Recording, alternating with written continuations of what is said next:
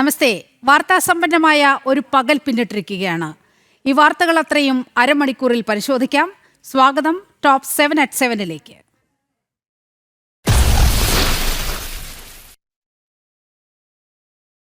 ആദ്യം നമ്മൾ പോകുന്നത് പശ്ചിമ ബംഗാളിലേക്കാണ്. ബംഗാൾ നിയമസഭാ തെരഞ്ഞെടുപ്പിന് മുൻപേ വൻ പ്രഖ്യാപനവുമായി കേന്ദ്ര ആഭ്യന്തരമന്ത്രി അമിത്ഷാ. ബംഗാളിൽ BJP അധികാരത്തിലെത്തിയാൽ നുഴഞ്ഞുകയറ്റക്കാരെ ചെറുക്കുകയും സുരക്ഷാ സംവിധാനങ്ങൾ സ്ഥാപിക്കുകയും ചെയ്യും. അഴിമതിയും ഭയവുമാണ് ബംഗാളിനെ ഇപ്പോൾ ഭരിക്കുന്നത്. BJP ലക്ഷ്യം വെക്കുന്നത് ബംഗാളിന്റെ സമഗ്രമായ വികസനമാണെന്നും അമിത്ഷാ പറഞ്ഞു.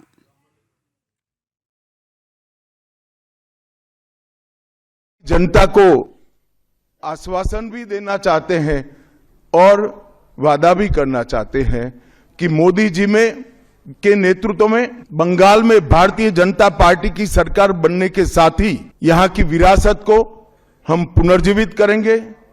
विकास की गंगा फिर से बड़ी तेज गति से बहेगी और गरीब कल्याण जो बंगाल का आज बहुत महत्वपूर्ण मुद्दा बना है, देश भर में जहां जहां NDA सरकार है, भाजपा सरकारें हैं, हमने गरीब कल्याण को प्राथमिकता दी है.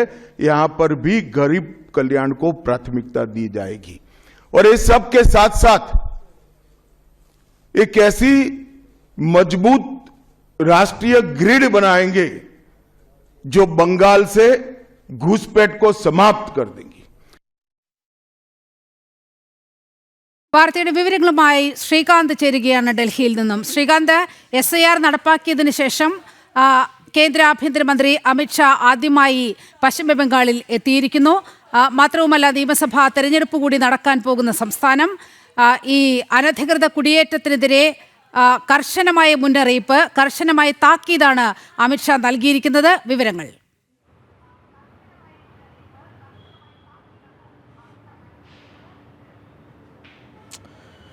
ബംഗാളിൽ BJPയുടെ തെരഞ്ഞെടുപ്പ് പ്രചാരണം അമിത്ഷാ കിക്ക് സ്റ്റാർട്ട് ചെയ്തിരിക്കുന്നു. നിലവിൽ ഇന്ന് അദ്ദേഹം ബംഗാളിൽ ഉണ്ടായിരുന്നു. അവിടെ മാധ്യമപ്രവർത്തകരുടെ ചോദ്യങ്ങൾക്ക് മറുപടി നൽകിയാണ് വമ്പൻ പ്രഖ്യാപനം കേന്ദ്ര ആഭ്യന്തരമന്ത്രി നടത്തിയിരിക്കുന്നത്. നീലിമ, ഇന്ന് ബംഗാൾ അനുഭവിക്കുന്ന, ഒരുപക്ഷെ ബംഗാൾ മാത്രമല്ല, ഇന്ന് ഈ രാജ്യം മുഴുവൻ അഭിമുഖീകരിക്കുന്ന ഏറ്റവും വലിയ പ്രശ്നം അത് ബംഗ്ലാദേശിൽ നിന്നുള്ള അനധികൃത നുഴഞ്ഞുകയറ്റമാണ്. ഈ നുഴഞ്ഞുകയറ്റത്തിന് തടയിടും എന്ന് അർത്ഥശങ്കയ്ക്കിടയില്ലാത്ത വിധം പ്രഖ്യാപിച്ചിരിക്കുകയാണ് കേന്ദ്ര ആഭ്യന്തരമന്ത്രി. ബംഗാളിലെ വോട്ടർമാരിൽ മഹാഭൂരിപക്ഷവും നുഴഞ്ഞു കയറി വന്ന് അത് മമതാ ബാനർജിയുടെ വോട്ട് ബാങ്കായി മാറിയിരുന്ന ഒരു സമയമുണ്ടായിരുന്നു. ഇപ്പോൾ SIRലൂടെ അത് ശുദ്ധീകരിച്ച ശേഷം അദ്ദേഹം പറയുകയാണ്, പൂർണ്ണമായും ഒരു നാഷണൽ ഗ്രിഡ് ഈ ഇൻഫിൽട്രേഷൻ തടയുന്നതിന് വേണ്ടി സ്ഥാപിക്കും എന്നാണ് അദ്ദേഹം ചൂണ്ടിക്കാണിക്കുന്നത്. അതിർത്തി സുശക്തമാക്കും, സുഭദ്രമാക്കും എന്ന് കേന്ദ്ര ആഭ്യന്തരമന്ത്രി പറയുന്നു. ബംഗാളിലേക്ക് ഈ രീതിയിൽ ബംഗ്ലാദേശിൽ നിന്നും ഈ നുഴഞ്ഞുകയറ്റക്കാർ എത്താതിരിക്കാനുള്ള എല്ലാ വഴികളും ഉണ്ടാക്കും, അത് തേടും എന്ന് അദ്ദേഹം ചൂണ്ടിക്കാണിക്കുകയും ചെയ്യുന്നു. ബംഗാളിനെ സംബന്ധിച്ചിടത്തോളം ബംഗാൾ അഭിമുഖീകരിക്കുന്ന ഏറ്റവും വലിയ പ്രശ്നത്തിനുള്ള പരിഹാരമാണ് ഇന്നിപ്പോൾ കേന്ദ്ര ആഭ്യന്തരമന്ത്രി പറഞ്ഞിട്ടുള്ളത്. 2, ഇന്ന് ബംഗാൾ കറപ്ഷനും, അതായത് അഴിമതിയും ഭയവുമാണ് ബംഗാളിലെങ്ങും കാണാൻ സാധിക്കുന്നത് എന്ന് അദ്ദേഹം പറഞ്ഞു. മിസ് ഗവേണൻസ് അത് ബംഗാളിൽ എല്ലായിടത്തും കാണാൻ സാധിക്കുന്നുണ്ട് എന്നുള്ള കാര്യവും അദ്ദേഹം ചൂണ്ടിക്കാട്ടി. BJP അധികാരത്തിലെത്തുന്നതോടെ പൂർണ്ണമായും ഈ അവസ്ഥയ്ക്ക് മാറ്റം വരും എന്നാണ് അദ്ദേഹം പറയുന്നത്. മറ്റ് സംസ്ഥാനങ്ങളിൽ BJP അധികാരത്തിലെത്തിയപ്പോൾ ഉണ്ടായ അതേ വികസനം ബംഗാളിന് വേണ്ടിയും കാത്തിരിക്കുന്നു എന്നാണ് ഇന്ന് അദ്ദേഹം കൂട്ടിച്ചേർത്തത്. അതായത് തെരഞ്ഞെടുപ്പിന് BJP സജ്ജം. ഒപ്പം തന്നെ ശ്രീകാന്ത്, വളരെ കൃത്യമായി പശ്ചിമ ബംഗാളിൽ നടക്കുന്ന ഈ അനധികൃത കുടിയേറ്റം അത് വളരെ കൃത്യമായി അദ്ദേഹം പറഞ്ഞു വെക്കുകയാണ്. ഈ വോട്ട് ബാങ്ക് ലക്ഷ്യമിട്ടുള്ള ജനസംഖ്യാപരമായ മാറ്റം, അതിനാണ് മുഖ്യമന്ത്രി മമതാ ബാനർജി പ്രോത്സാഹനം നൽകുന്നത്. ത്രിപുര, അസം, രാജസ്ഥാൻ, ഗുജറാത്ത് തുടങ്ങിയ അതിർത്തി സംസ്ഥാനങ്ങളിൽ ഈ നുഴഞ്ഞുകയറ്റം പാടെ നിലച്ചിരിക്കുന്നു. പക്ഷേ ബംഗ്ലാദേശിൽ നിന്നുള്ള നുഴഞ്ഞുകയറ്റത്തിന് മമതാ സർക്കാർ കൂട്ടുനിൽക്കുകയാണ്. അതിനിശിതമായ വിമർശനമാണ് ഈ വോട്ട് ബാങ്കുമായി ബന്ധപ്പെട്ട് അമിത്ഷാ മമതയ്ക്കെതിരെ ഉന്നയിച്ചിരിക്കുന്നത്. ശ്രീകാന്ത്.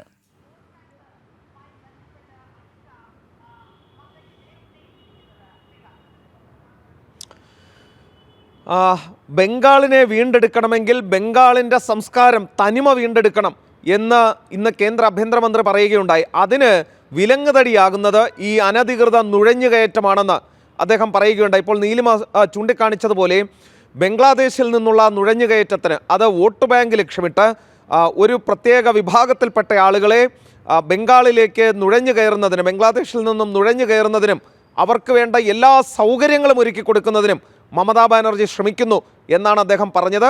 അത് വോട്ട് ബാങ്ക് ലക്ഷ്യമിട്ടാണെന്നും അതിന് അന്ത്യം കുറിക്കും BJP അധികാരത്തിൽ വന്നാൽ എന്നുമാണ് അദ്ദേഹം വ്യക്തമാക്കിയത്. ശരി, പശ്ചിമബംഗാൾ നുഴഞ്ഞുകയറ്റക്കാരുടെ താവളമായി മാറുകയാണ്. മമതാ സർക്കാരിനെതിരെ അതിരൂക്ഷ വിമർശനമാണ് കേന്ദ്ര ആഭ്യന്തരമന്ത്രി അമിത്ഷാ ഉന്നയിച്ചിരിക്കുന്നത്. ഒരൊറ്റ നുഴഞ്ഞുകയറ്റക്കാരനെ പോലും സംസ്ഥാനത്ത് നിൽക്കാൻ അനുവദിക്കില്ല. ഇനി ഭരണത്തിൽ വരേണ്ടത് BJP ആണ് എന്നുള്ള കാര്യവും അടിവരയിട്ട് വ്യക്തമാക്കുകയാണ് കേന്ദ്ര ആഭ്യന്തരമന്ത്രി അമിത്ഷാ ചെയ്തിരിക്കുന്നത്. R. ശ്രീകാന്താണ് വാർത്തയുടെ വിശദാംശങ്ങൾ പങ്കുവച്ചത്.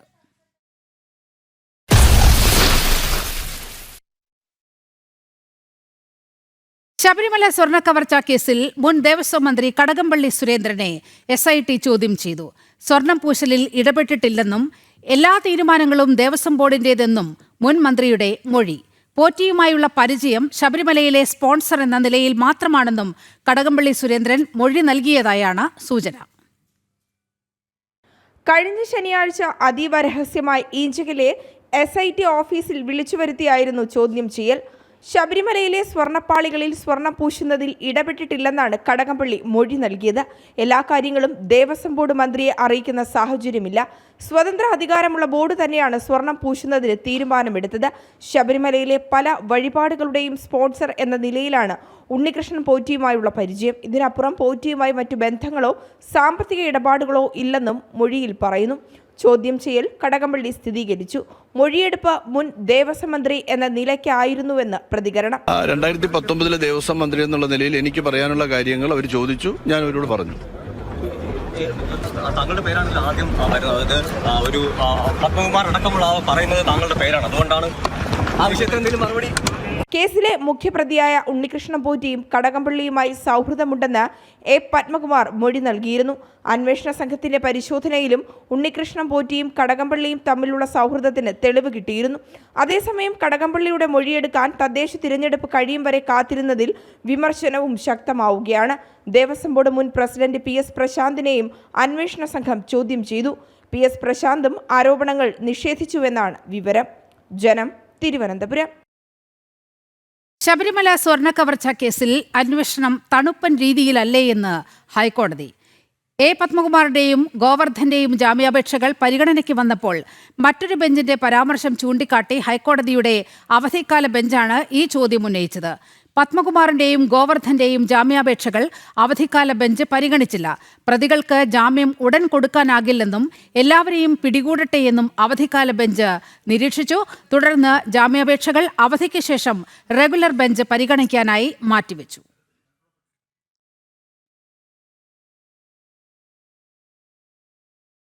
ശബരിമല സ്വർണ്ണ കവർച്ചയിൽ തിരുവിതാംകൂർ ദേവസ്വം ബോർഡ് ഭരണസമിതി ഗുരുതര വീഴ്ച വരുത്തിയതായി പ്രത്യേക അന്വേഷണ സംഘം. ഉണ്ണികൃഷ്ണൻ പോറ്റിയെ സഹായിക്കാൻ ദേവസ്വം മാനുവൽ തന്നെ തിരുത്തിയെഴുതി. അതേസമയം ദേവസ്വം മുൻ പ്രസിഡന്റ് A. പത്മകുമാറിനെ കൂടുതൽ കുരുക്കിലാക്കി ദേവസ്വം മുൻ മെമ്പർ N. വിജയകുമാറിന്റെ മൊഴി. എല്ലാ തീരുമാനങ്ങളും പത്മകുമാറിന്റേത്. സഖാവ് പറഞ്ഞു, താൻ ഒപ്പിട്ടു എന്നാണ് വിജയകുമാർ SITക്ക് നൽകിയിരിക്കുന്ന മൊഴി. A. പത്മകുമാർ പ്രസിഡന്റായിരുന്ന ദേവസ്വം ബോർഡ് ഭരണസമിതി ഗുരുതര വീഴ്ച വരുത്തിയെന്നാണ് അന്വേഷണ സംഘത്തിന്റെ കണ്ടെത്തൽ. പോറ്റിയെ സഹായിക്കാൻ ദേവസ്വം മാനുവൽ തന്നെ തിരുത്തിയത് ഭരണസമിതി അംഗങ്ങളുടെ അനുവാദത്തോടെ. നിയമലംഘനങ്ങൾ പത്മകുമാർ അംഗങ്ങളായ N. വിജയകുമാറിനെയും KP ശങ്കർദാസിനെയും ബോധ്യപ്പെടുത്തിയിരുന്നു. ഉദ്യോഗസ്ഥർക്ക് മാത്രമാണ് ഉത്തരവാദിത്തമെന്ന വിജയകുമാറിന്റെ മൊഴി വിശ്വാസയോഗ്യമല്ല. ആരോഗ്യ കാരണങ്ങൾ പറഞ്ഞ് ചോദ്യം ചെയ്യലിൽ നിന്ന് ഒഴിഞ്ഞുമാറുന്ന ശങ്കർദാസിന്റെ നീക്കങ്ങൾ നിരീക്ഷിക്കുകയാണെന്നും SIT വ്യക്തമാക്കി. അതേസമയം സ്വർണ്ണപ്പാളി പുതുക്കുന്ന കാര്യം ബോർഡ് യോഗത്തിൽ പത്മകുമാർ പറഞ്ഞപ്പോൾ മറ്റൊന്നും വായിക്കാതെയാണ് ഒപ്പിട്ടതെന്നാണ് വിജയകുമാർ മൊഴി നൽകിയിരിക്കുന്നത്. എല്ലാ തീരുമാനങ്ങളും പത്മകുമാറിന്റേതായിരുന്നു. തീരുമാനങ്ങൾ എടുക്കാൻ അദ്ദേഹത്തിന് അറിയാം. സഖാവ് പറഞ്ഞതുകൊണ്ട് ഞാൻ ഒപ്പിടുകയാണ് ചെയ്തത്. സ്വർണ്ണപ്പാളി പുതുക്കുന്ന കാര്യം സഖാവ് ബോർഡിൽ പറഞ്ഞു. അദ്ദേഹത്തെ വിശ്വസിച്ച് മറ്റൊന്നും വായിക്കാതെ താൻ ഒപ്പിട്ടു. ഇനിയും പുറത്തു നിന്നാൽ സർക്കാരിന് നാണക്കേടായതുകൊണ്ടാണ് കീഴടങ്ങിയത് നടത്തിയതെന്നും മൊഴിയിൽ പറയുന്നു. പോറ്റി ഉൾപ്പെടെ പ്രതികൾക്ക് അന്യായ ലാഭമുണ്ടാക്കാൻ വിജയകുമാർ കൂട്ടുനിന്നതായി SIT കണ്ടെത്തിയിരുന്നു. കട്ടിളപ്പാളി കേസിൽ 12-ാം പ്രതിയും ദ്വാരപാലക ശില്പ കേസിൽ 15-ാം പ്രതിയുമാണ് വിജയകുമാർ. ജനം, തിരുവനന്തപുരം. ചെങ്ങന്നൂരിലെ ABVP നേതാവായിരുന്ന വിശാൽ വധക്കേസിൽ മുഴുവൻ പ്രതികളെയും വെറുതെ വിട്ടു. മാവേലിക്കര അഡീഷണൽ സെഷൻസ് കോടതിയാണ് 19 പ്രതികളെയും വെറുതെ വിട്ടത്. 2012 ജൂലൈ 17-നായിരുന്നു ക്യാമ്പസ് ഫ്രണ്ട് മതഭീകരർ വിശാലിനെ കുത്തിക്കൊലപ്പെടുത്തിയത്. വിശാൽ വധക്കേസിൽ മാവേലിക്കര അഡീഷണൽ സെഷൻസ് കോടതിയാണ് തെളിവുകളുടെ അഭാവം ചൂണ്ടിക്കാട്ടി മുഴുവൻ പ്രതികളെയും വെറുതെ വിട്ടത്. കേസിൽ 205 രേഖകളും 55 സാക്ഷികളെയും പ്രോസിക്യൂഷൻ കോടതിയിൽ ഹാജരാക്കിയിരുന്നു. എന്നാൽ പ്രധാന സാക്ഷികളിൽപ്പെട്ട SFI യൂണിറ്റ് സെക്രട്ടറിയായിരുന്ന അഖിലും KSU ജില്ലാ കമ്മിറ്റി അംഗമായിരുന്ന ഷൈജു സാമുവലും ക്യാമ്പസ് ഫ്രണ്ട് പ്രവർത്തകരായ പ്രതികൾക്കനുകൂലമായി മൊഴി മാറ്റിയത് വിധിയിൽ നിർണായകമായി. പ്രാഥമിക ഘട്ടത്തിൽ അന്വേഷണത്തിൽ പോലീസ് നടത്തിയ അനാസ്ഥയും സ്പെഷ്യൽ പബ്ലിക് പ്രോസിക്യൂട്ടറെ നിയോഗിക്കാൻ വൈകിയതുമെല്ലാം തിരിച്ചടിയായതായാണ് വിലയിരുത്തപ്പെടുന്നത്. കേസിൽ അപ്പീൽ പോകാൻ ശുപാർശ ചെയ്യുമെന്ന് സ്പെഷ്യൽ പബ്ലിക് പ്രോസിക്യൂട്ടർ വ്യക്തമാക്കി. വളരെ നിരാശകരമായ ഒരു വിധി എന്നാണ് പ്രോസിക്യൂഷന് പറയാനുള്ളത്. കോടതി മുമ്പാകെ ഹാജരാക്കിയ തെളിവുകൾ പ്രതികൾക്കെതിരെ കുറ്റം തെളിയിക്കാൻ സാധിച്ചിട്ടില്ല എന്നാണ് കോടതി കണ്ടെത്തിയിരിക്കുന്നത്. ആ വിധിക്കെതിരെ ഹൈക്കോടതിയെ സമീപിക്കാനാണ് പ്രോസിക്യൂഷൻ തീരുമാനിച്ചിരിക്കുന്നത്. വിധി ന്യായം കണ്ടതിന് ശേഷം, ജഡ്ജ്മെന്റ് കണ്ടതിന് ശേഷം കൂടുതൽ കാര്യങ്ങൾ പറയും. വേണ്ടത്ര തെളിവുകൾ ഹാജരാക്കാൻ പ്രോസിക്യൂഷന് സാധിച്ചിരുന്നില്ലെന്ന് പ്രതിഭാഗം അഭിഭാഷകൻ പ്രിയദർശൻ തമ്പി ചൂണ്ടിക്കാട്ടി.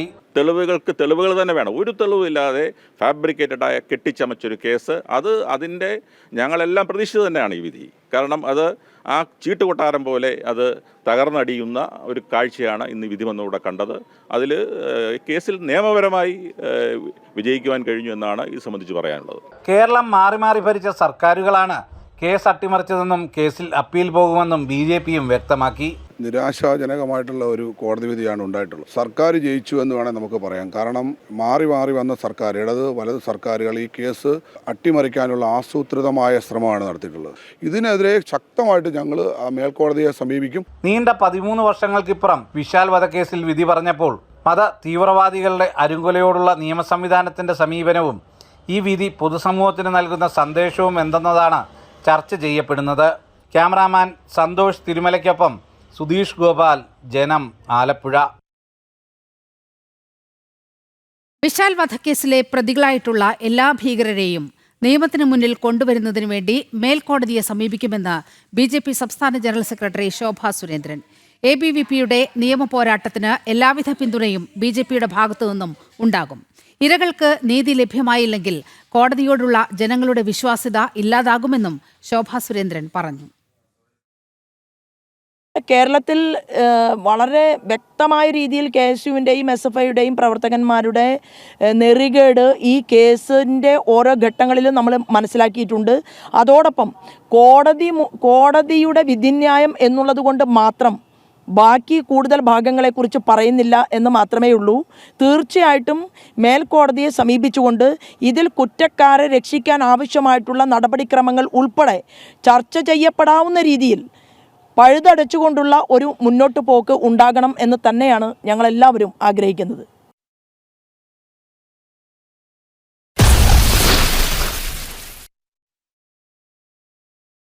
ഹൈന്ദവ വിശ്വാസം ഹനിക്കുന്ന തരത്തിൽ കേരള ലോട്ടറിയിൽ ചിത്രം അച്ചടിച്ചതിനെതിരെ പരാതി നൽകിയിരിക്കുകയാണ് വിശ്വ ഹിന്ദു പരിഷത്ത്.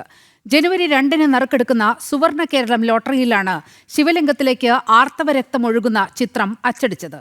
സംഭവത്തിൽ ലോട്ടറി ഡയറക്ടറെ അടക്കം പ്രതി ചേർത്തുകൊണ്ടാണ് VHP സംസ്ഥാന ജനറൽ സെക്രട്ടറി അഡ്വക്കേറ്റ് അനിൽ വിളയിൽ മാവേലിക്കര പോലീസിൽ പരാതി നൽകിയത്.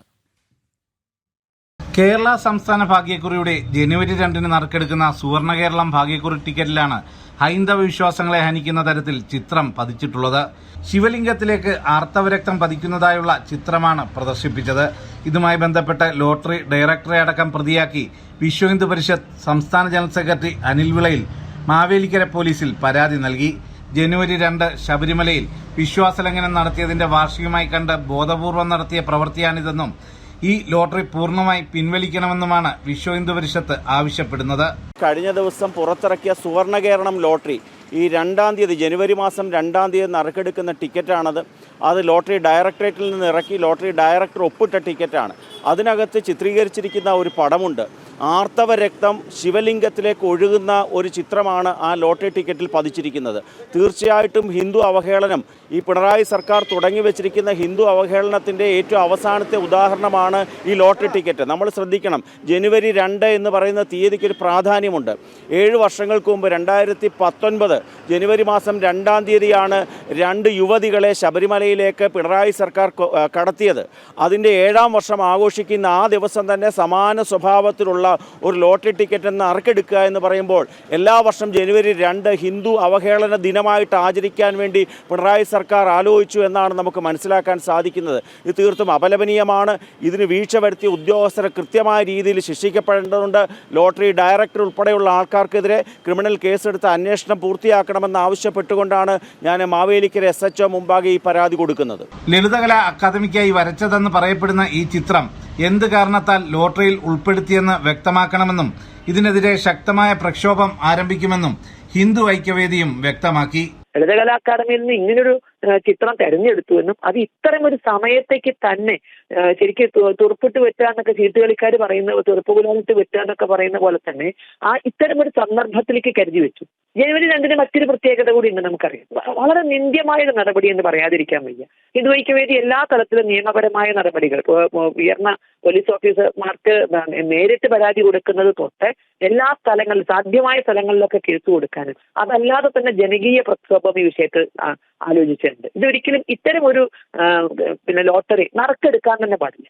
ശക്തമായ പ്രതിഷേധം ഉയരുമ്പോഴും വിഷയത്തിൽ പ്രതികരിക്കാൻ സർക്കാരോ ധനമന്ത്രിയോ ലോട്ടറി ഡയറക്ടറേറ്റോ തയ്യാറായിട്ടില്ല.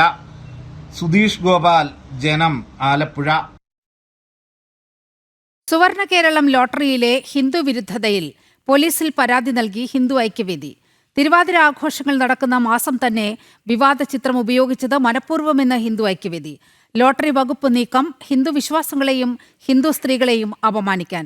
ഗൂഢാലോചനയിൽ അന്വേഷണം വേണമെന്ന് തിരുവനന്തപുരം സിറ്റി പോലീസ് കമ്മീഷണർക്ക് നൽകിയ പരാതിയിൽ ഹിന്ദു ഐക്യവേദി ആവശ്യപ്പെട്ടു.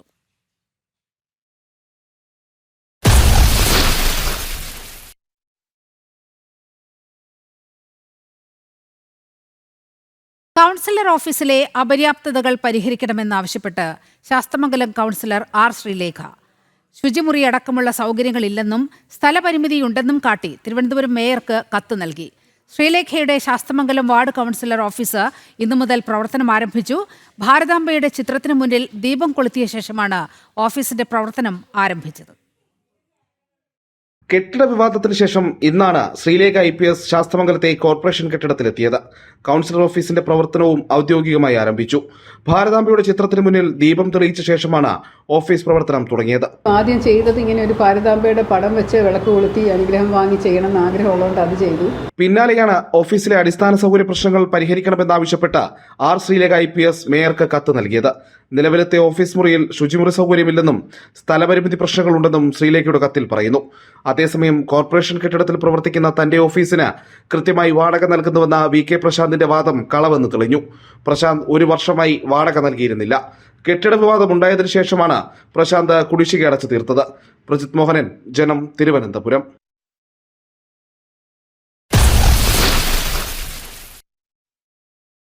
ബംഗ്ലാദേശ് മുൻ പ്രധാനമന്ത്രി ഖാലിദ സിയ അന്തരിച്ചു. 1 മാസത്തിലേറെയായി ചികിത്സയിലായിരുന്നു. ഭാരതവുമായുള്ള നയതന്ത്ര ബന്ധം തുടരുന്നതിനും ബംഗ്ലാദേശിന്റെ വളർച്ചയ്ക്കും വലിയ പിന്തുണ നൽകിയ നേതാവായിരുന്നു ഖാലിദ സിയ എന്ന് പ്രധാനമന്ത്രി നരേന്ദ്രമോദി അനുശോചന സന്ദേശത്തിൽ പറഞ്ഞു. ഇന്ന് രാവിലെയാണ് ബംഗ്ലാദേശ് മുൻ പ്രധാനമന്ത്രി ഖാലിദ സിയ അന്തരിച്ചത്. നവംബർ 23-ന് ആശുപത്രിയിൽ പ്രവേശിപ്പിച്ച ഇവരുടെ ആരോഗ്യനില ഗുരുതരമാവുകയും പിന്നീട് മരണപ്പെടുകയുമായിരുന്നു. ബംഗ്ലാദേശിന്റെ ആദ്യ വനിതാ പ്രധാനമന്ത്രിയായിരുന്നു അവർ. ബംഗ്ലാദേശ് നാഷണലിസ്റ്റ് പാർട്ടിയുടെ സ്ഥാപക കൂടിയായിരുന്നു അന്തരിച്ച ഖാലിദ സിയ. ഖാലിദ സിയയുടെ നിര്യാണത്തിൽ പ്രധാനമന്ത്രി നരേന്ദ്രമോദി അനുശോചനം അറിയിച്ചു. 2015-ൽ അവരുമായി നടത്തിയ കൂടിക്കാഴ്ചയും പ്രധാനമന്ത്രി സമൂഹമാധ്യമ പോസ്റ്റിൽ ഓർത്തെടുത്തു. ഭാരതവുമായുള്ള ബന്ധം ശക്തമായി തുടരുന്നതിനും ബംഗ്ലാദേശിന്റെ പുരോഗതിക്കും വേണ്ടി പ്രയത്നിച്ച വ്യക്തിയായിരുന്നു ഖാലിദ സിയ എന്നും പ്രധാനമന്ത്രി അനുശോചന സന്ദേശത്തിൽ പറഞ്ഞു. ബംഗ്ലാദേശ് നിർണായകമായ തെരഞ്ഞെടുപ്പിനെ ഫെബ്രുവരിയിൽ സാക്ഷ്യം വഹിക്കാനിരിക്കെയാണ് ഖാലിദ സിയയുടെ മരണം. ഇന്റർനാഷണൽ ഡെസ്ക്, ജനം.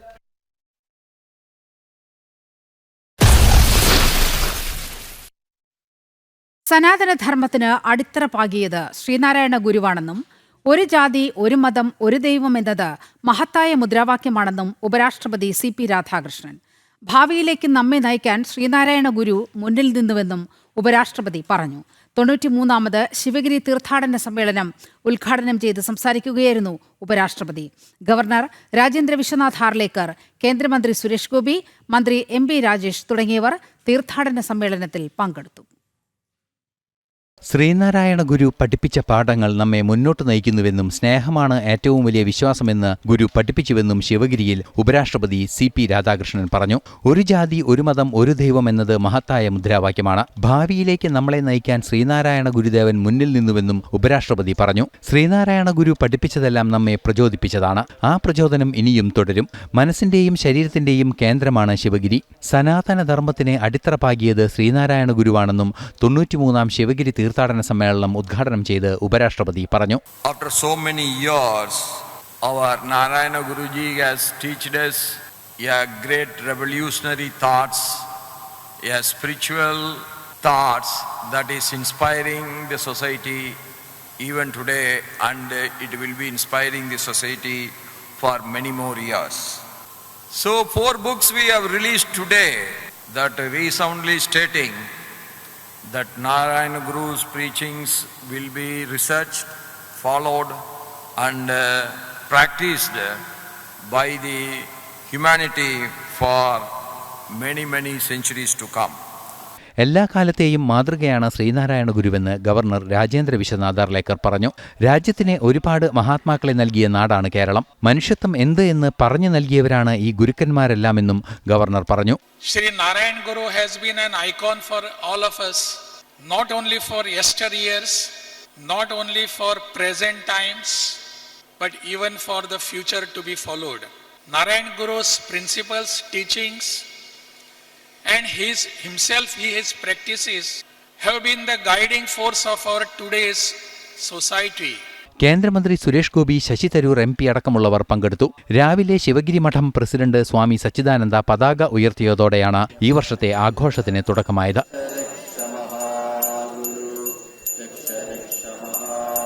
ജനം, തിരുവനന്തപുരം. ഇതോടെ ടോപ്പ് 7 at 7 പൂർണ്ണമാകുന്നു. നമസ്തേ.